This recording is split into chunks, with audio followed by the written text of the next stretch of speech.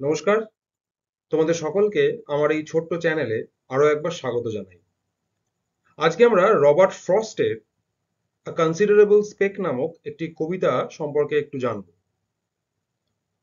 প্রত্যেকটি কবিতার আমার আগের যে কবিতাগুলোতে আমি আলোচনা করেছি সেই প্রত্যেকটি কবিতায় আমি স্টানজা ওয়াইজ আলোচনা করেছি যাতে তোমাদের বুঝতে সুবিধা হয়। তবে প্রথামাফিক শুরুতে কবির সম্পর্কে দু একটি কথা আমরা জেনে নিই। রবার্ট ফ্রস্টের জন্ম 1874 সালে এবং তার মৃত্যু 1963 অর্থাৎ 1963 সালে। Robert frost was an American poet who won 4 Pulitzer Prizes। অর্থাৎ রবার্ট ফ্রস্ট একজন আমেরিকান কবি যিনি চারটি পুলিৎজার প্রাইজ জয় করেছিলেন।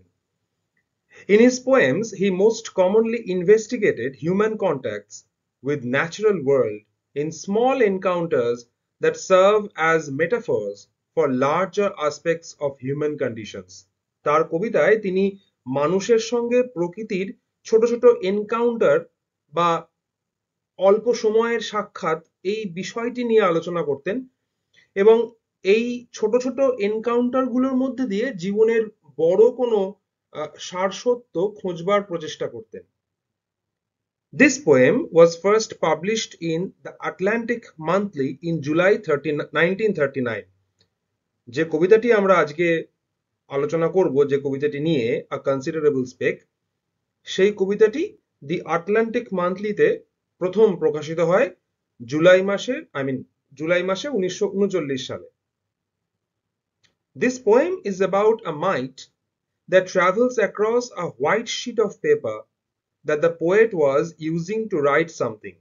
মানে এই যে কবিতাটি, এই কবিতাটি কবি নিজে এবং একটি ছোট্ট পোকার মধ্যে তাৎক্ষণিক একটি যোগাযোগের সম্পর্কে কিছু আলোচনা করছে।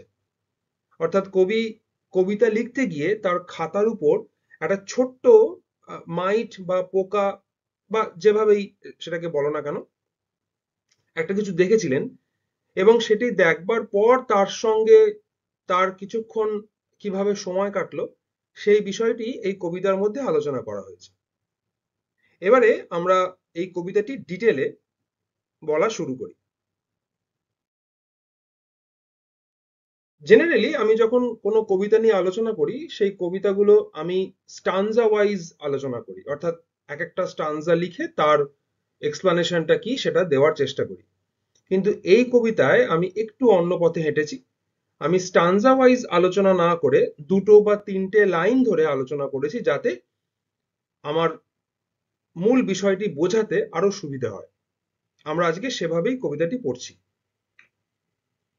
A speck that would have been beneath my sight on any but a paper sheet so white.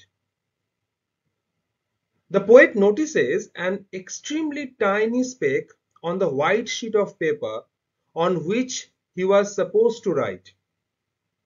কবি কবিতা লেখবার সময় তার সেই সাদা পৃষ্ঠায় যার উপর তিনি লিখছেন তার উপর খুব ছোট্ট একটা ছোট্ট কণার মতো বস্তু দেখতে পেলেন।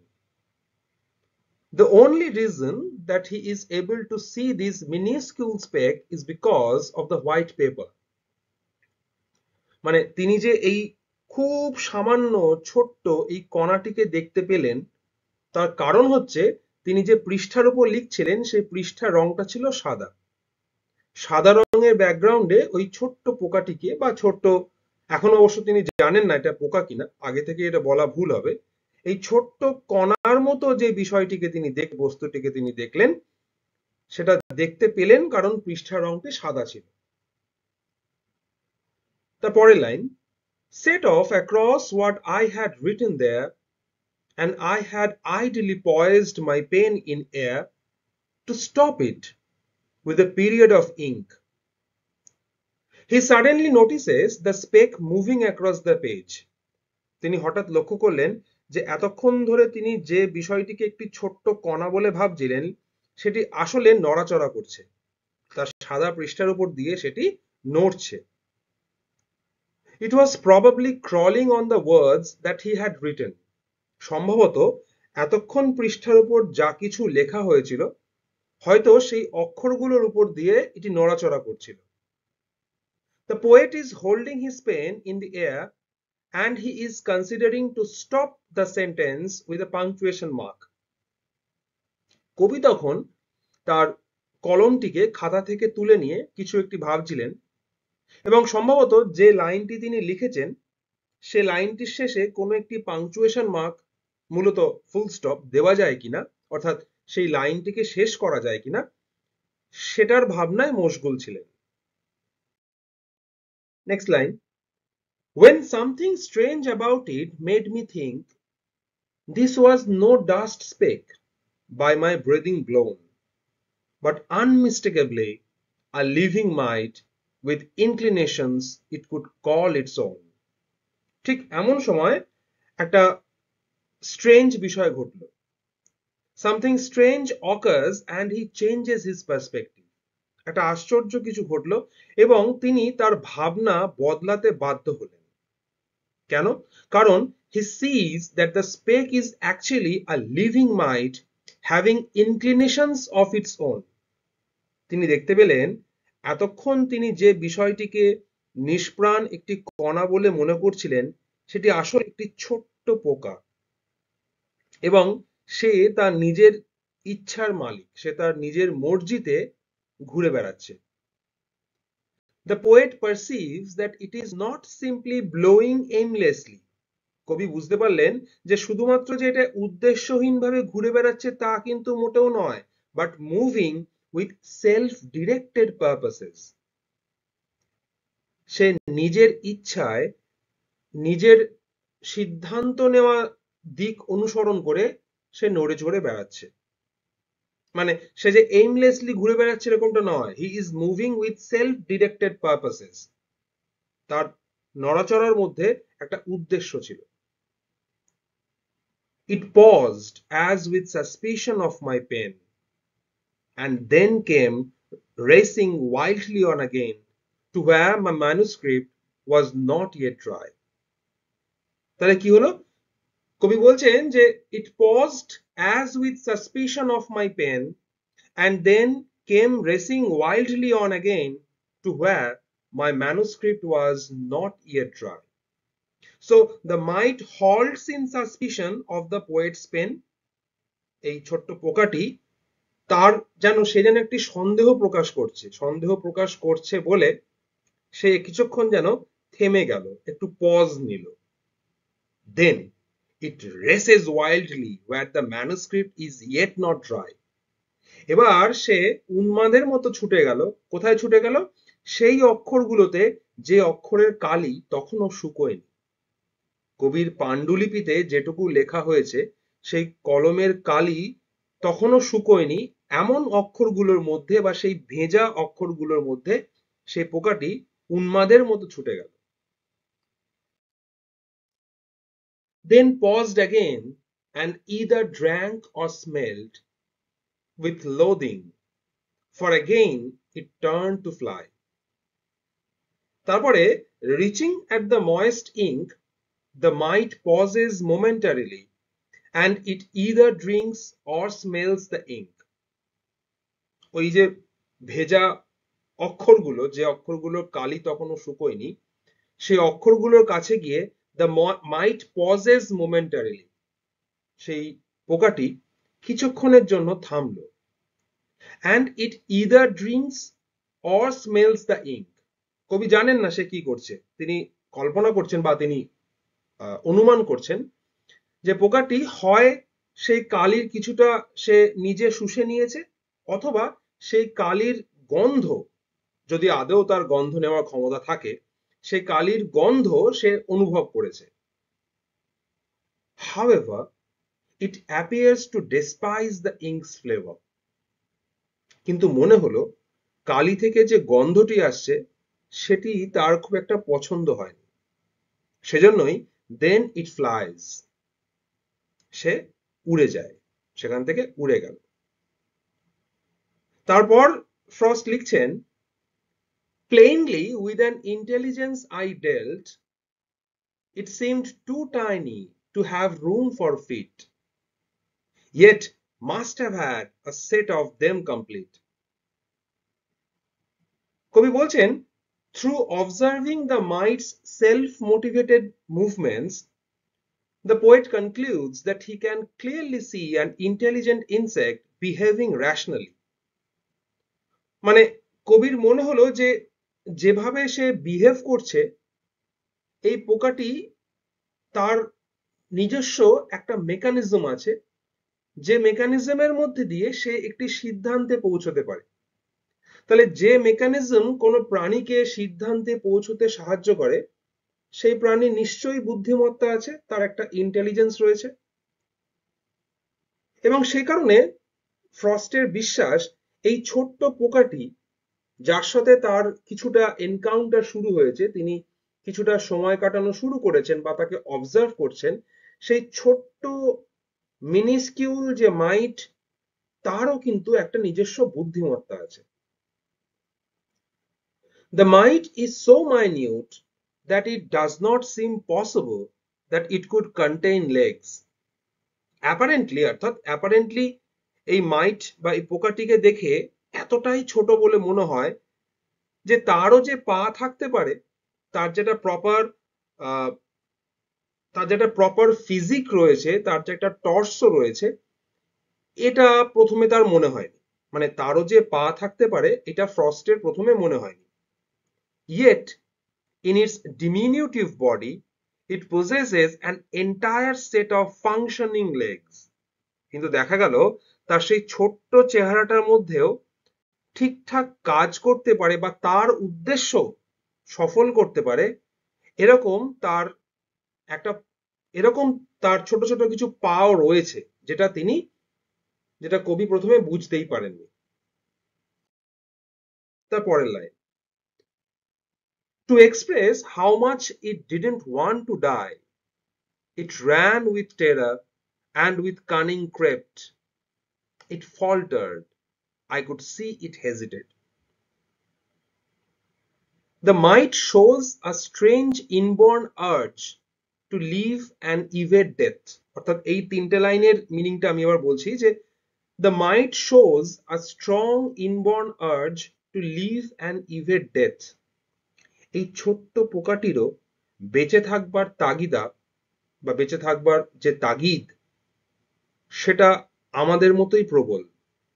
এবং সে এই ছোট্ট ছোট্ট পোকাটি সে এটা তার ব্যবহারে এটা স্পষ্ট করে দিচ্ছে যে সেও ভীষণভাবে বাঁচতে চায় এবং মৃত্যুর হাত থেকে পালাতে চায়।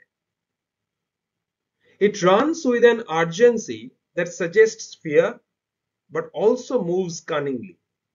তার মুভমেন্টের মধ্যে দিয়ে এটা স্পষ্ট যে সে ভীত, মানে সে বুঝতে পারছে যে তার সম্ভবত মৃত্যু আসন্ন, সেজন্য সে ভীত। কিন্তু তার চলনের মধ্যে একটা বুদ্ধিমত্তার ছাপ খুব স্পষ্ট। The poet observes the mite struggle. কবি তিনি এই ছোট্ট মাইটটির, এই পোকাটির যে সংগ্রাম, বেঁচে থাকবার যে চেষ্টা, সেটি পর্যবেক্ষণ করলেন। It falters, এটি বারে বারে হেরে গেল, hesitating in an uncertain, wavering manner.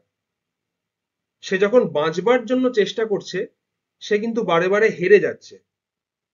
তার মুভমেন্টে এটা খুব স্পষ্ট যে প্রতিপক্ষের কাছে সে খুব সহজেই কাবু হয়ে গেছে, কিন্তু সে বেঁচে থাকবার আশা ছাড়েনি, তখনও সে জীবন বিমুখ হয়নি।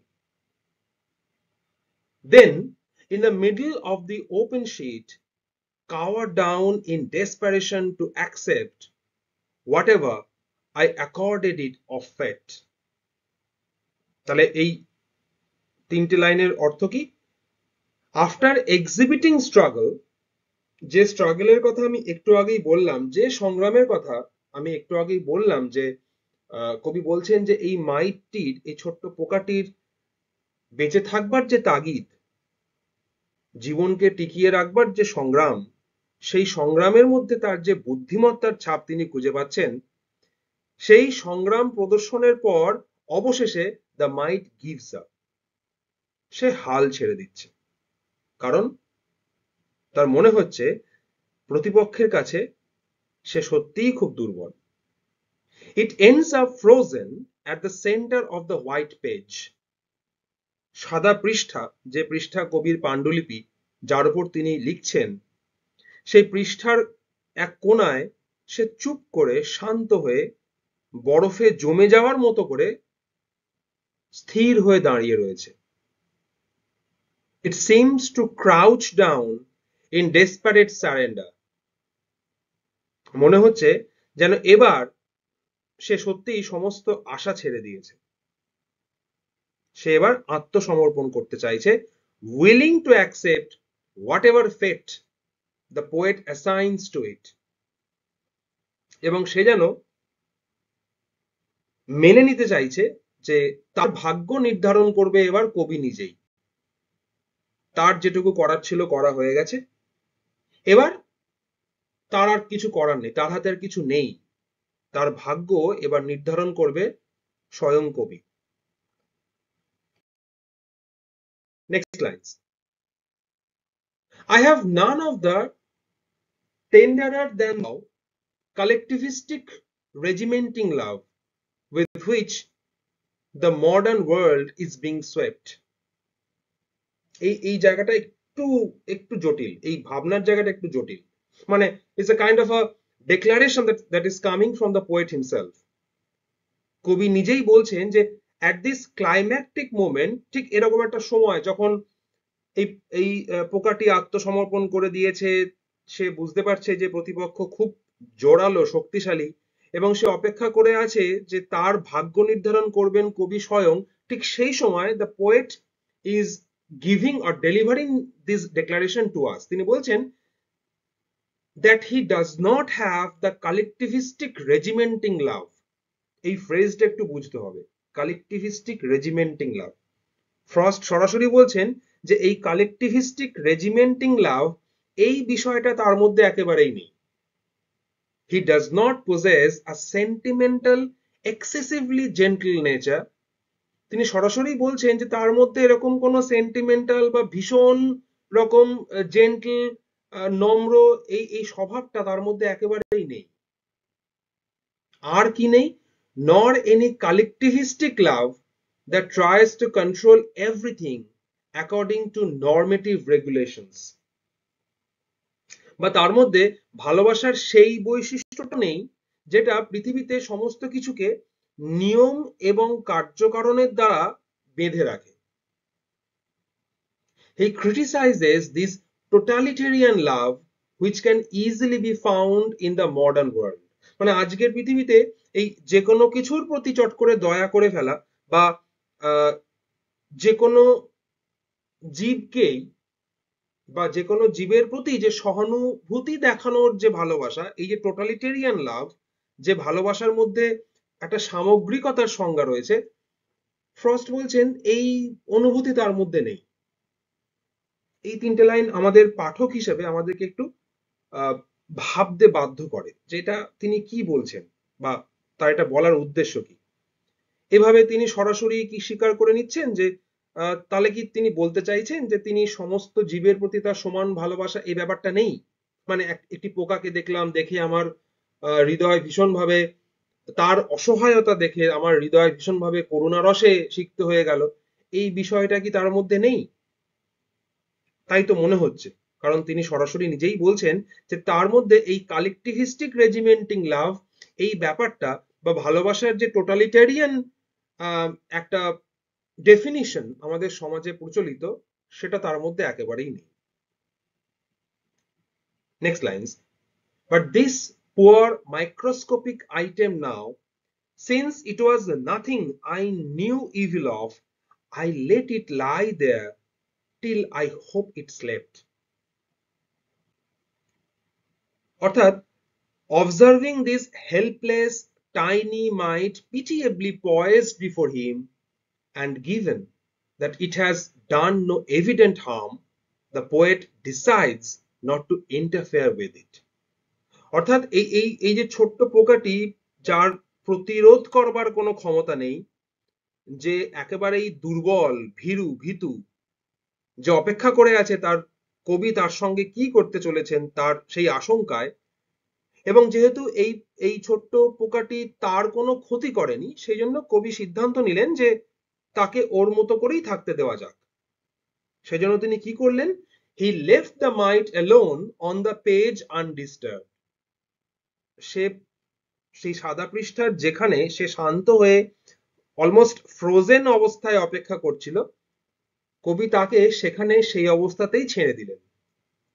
হোপিং, তিনি আশা করলেন, ইট উইল ফল অ্যাসলিপ দেয়ার, সেই পোকাটি হয়তো সেখানে ঘুমিয়ে পড়বে। অর্থাৎ তাকে তার মতো করেই তিনি ছেড়ে দিলেন, কোন রকম বিরক্ত না করে। Last 4 lines. I have a mind myself and recognize mind when I meet with it in any guise. No one can know how glad I am to find on any sheet the least display of mind. সম্ভবত এই গোটা কবিতার শ্রেষ্ঠ লাইনগুলো হচ্ছে এই শেষের 4 line. আমি আরো একবার খুব ধীরে ধীরে বলি। I have a mind myself and recognize mind when I meet with it in any guise. No one can know how glad I am to find on any sheet the least display of mind. তাহলে এই এই শেষ 4 লাইনে তিনি কি বলছেন? খুব গুরুত্বপূর্ণ একটি কথা তিনি বলছেন। তিনি বলছেন that he himself possesses intelligence and imagination. তিনি জানেন যে তার নিজস্ব একটা বুদ্ধি সত্তা আছে, একটা বুদ্ধিমত্তা রয়েছে। তিনি প্রশ্ন করতে পারেন, তিনি কল্পনা করতে পারেন, এটা তিনি জানেন। তিনি নিজেকে এভাবে অ্যাসেস করছেন যে তিনি জানেন যে তার নিজস্ব একটি ইন্টেলিজেন্স রয়েছে এবং ইমাজিনেশন রয়েছে। তিনি ভাবতে পারেন, বুঝতে পারেন, প্রশ্ন করতে পারেন। He is able to perceive those some faculties, he is able to perceive those same faculties of intellect and creativity when he encounters them manifesting through any living being. এবং যেহেতু তার নিজের একটা রেশনাল ফ্যাকাল্টি আছে, তিনি বলছেন তিনি সেই সমস্ত প্রাণীদের চিনতে পারেন যাদের ভিতর এই রেশনাল ফ্যাকাল্টিটা দেখতে পাওয়া যায়। He is able to perceive those, তিনি তাদের বুঝতে পারেন, same faculties of intellect and creativity when he encounters them manifesting through any living being. যে কোনো প্রাণী, সেটা মানুষ হতে হবে এরকম কোনো কথা নেই, যে কোনো প্রাণীর মধ্যে তিনি যখন এই বৈশিষ্ট্যগুলো দেখতে পান, এই একই রকম ক্রিয়েটিভিটি, একই রকম বুদ্ধিমত্তা, একই রকম ইমাজিনেশন দেখতে পান, তিনি চট করে তাকে আইডেন্টিফাই করতে পারেন। No one else can fully understand the happiness the poet feels when he discovers even the smallest exhibition of imagination or inventive thought on a written page. তিনি বলছেন যখনই তিনি এরকম কোন একটি বুদ্ধিমত্তার সন্ধান পান, বা খুব সামান্য কোনো একটা এক্সিবিশন যদি তার সামনে ঘটে, খুব সামান্য, খুব তুচ্ছ ঘটনাও যদি তার সামনে ঘটে, যার মধ্যে তিনি একটা উদ্ভাবনীর খোঁজ খুঁজে পান, বা যার মধ্যে তিনি বুদ্ধিমত্তার কোনো একটি সোর্স খুঁজে পান, তিনি যে কতটা আনন্দিত হন সেটা সম্ভবত তিনি ভাষায় প্রকাশ করতে পারেন না। ফ্রস্টের এই কবিতাটি নিয়ে আর খুব বেশি কিছু বলবার হয়তো নেই। সবশেষে এটুকুই বলতে পারি যে এই কবিতাটি বেসিক্যালি ফ্রস্ট এবং একটি ছোট্ট পোকার ভিতর যে যে এনকাউন্টার, তাদের যে সাময়িক একটা সাক্ষাৎ ঘটছে, তার উপর লেখা একটি কবিতা। কবি আশ্চর্য হয়ে যাচ্ছেন এটি দেখে যে এই ছোট্ট পোকাটি যে মিনিস্কিউল, আনুবীক্ষণিক, তারও একটা রেশনাল ফ্যাকাল্টি রয়েছে, তার মধ্যেও ইমাজিনেশন রয়েছে, তারও একটা ইন্টেলেক্ট রয়েছে। এবং শেষমেশ তিনি তার এই ইন্টেলিজেন্সিয়া বা তার এই বুদ্ধিমত্তার প্রশংসা করে তাকে তার অবস্থাতেই ছেড়ে দিলেন, কোন রকম ভাবে ডিস্টার্ব না করে। বরং এই পোকাটি ভাবছিল হয়তো তার ভবিষ্যৎ নির্ভর করছে কবির উপর, কিন্তু কবি তাকে তার নিজের ভবিষ্যৎ বেছে নেওয়ার একটা সুযোগ দিলেন। এই কবিতাটি পড়তে পড়তে আমার বারে বারে ক্যাথরিন ম্যানসফিল্ডের দ্য ফ্লাই বলে একটি ছোট গল্প আছে, সেই গল্পের কথা খুব মনে পড়ছিল। সেই গল্পটিতে অবশ্য ঠিক একই রকম ভাবে আহ, একটি একটি মাছি তার স্পিকারের, মানে যিনি স্পিকার ছিলেন ক্যাথরিন ম্যানসফিল্ডের গল্পে, তার দোয়াতে এসে পড়ে বা তার কালিতে এসে পড়ে, এবং তারপর থেকে গল্পের মোচড়টা অন্যদিকে যায়। সেই পুরো বিষয়টি নিয়ে এই গল্প, তবে একটি পার্থক্য আছে। আমাদের এই কবিতায় ফ্রস্ট এই ছোট্ট পোকাটিকে তার নিজের ভাগ্য বেছে নেওয়ার সুযোগ দিয়েছিলেন, কিন্তু ক্যাথরিন ম্যানসফিল্ডের ফ্লাই গল্পে যিনি বস ছিলেন, অর্থাৎ মূল চরিত্র, যার আহ, কালিতে বা যার দোয়াতে সেই ছোট্ট মাছিটি এসে পড়বে, সেই বস কিন্তু মাছিটিকে তার নিজের ভাগ্য বেছে নিতে দেননি। গল্পটা এখানে আলাদা। কোনোদিন যদি সম্ভব হয় আমি এই কবিতার রেফারেন্স ধরে ক্যাথরিন ম্যানসফিল্ডের সেই গল্পটি নিয়ে আলোচনা করব। আজকে আমাদের এই কবিতার আলোচনা এখানেই শেষ। এটা নিয়ে আর খুব বেশি কিছু বলবার নেই। আশা করি তোমরা এই কবিতাটি বুঝতে পেরেছো। কোনো মতামত থাকলে বা কোনো অভিযোগ থাকলে অবশ্যই কমেন্ট বক্সে জানাবে। কোনো সাজেশন থাকলে সেটিও জানাতে ভুলবে না। এবং যদি তোমাদের মনে হয় আমার এই ছোট্ট চ্যানেলটি একেবারেই আড়ম্বরহীন, এই চ্যানেলটি তোমাদের একাডেমিক পারপাসে কোনোভাবে সাহায্য করছে, তাহলে অবশ্যই চ্যানেলটিকে সাপোর্ট করো। ভালো থেকো। খুব তাড়াতাড়ি ফিরে আসবো আবার অন্য কোনো একটি বিষয় নিয়ে। Thank you.